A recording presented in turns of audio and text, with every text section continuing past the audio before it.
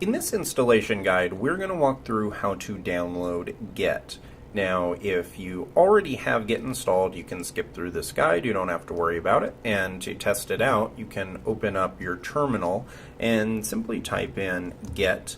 And if you see a set of instructions and some help guides like this, then that means that you already have Git installed and you can skip through this guide and you don't have to follow along. Now, if you didn't get this, then what you should have gotten is a installation pop-up. So it should have popped up to say, would you like to install Git? And then it would install it right on your system. If for some reason you did not have that happen, then you can come to this link, and I'll include it in the show notes. And this is the Git-SCM, which stands for Source Version Manager. And this is going to give you what you need to download it. And so if you're following along with Mac, then you're going to want git-scm.com/download/Mac. And then you will have this page pop up, and the download will most likely start automatically. If it doesn't, just click right here to download it manually, and you'll be good to go.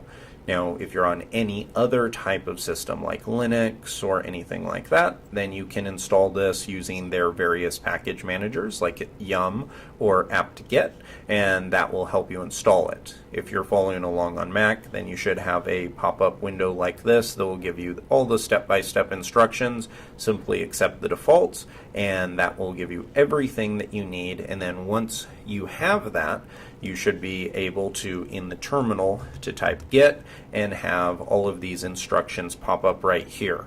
Now, if you're curious on what Git is something that's very powerful that is going to allow us to create kind of, you can think of them as breadcrumbs for our application. So instead of us just working through our application and then imagine that we have a situation where we make some mistakes and we need to revert back to a previous version, instead of just guessing what changes we made and having to manually do that, what Git does is it lets us version our application.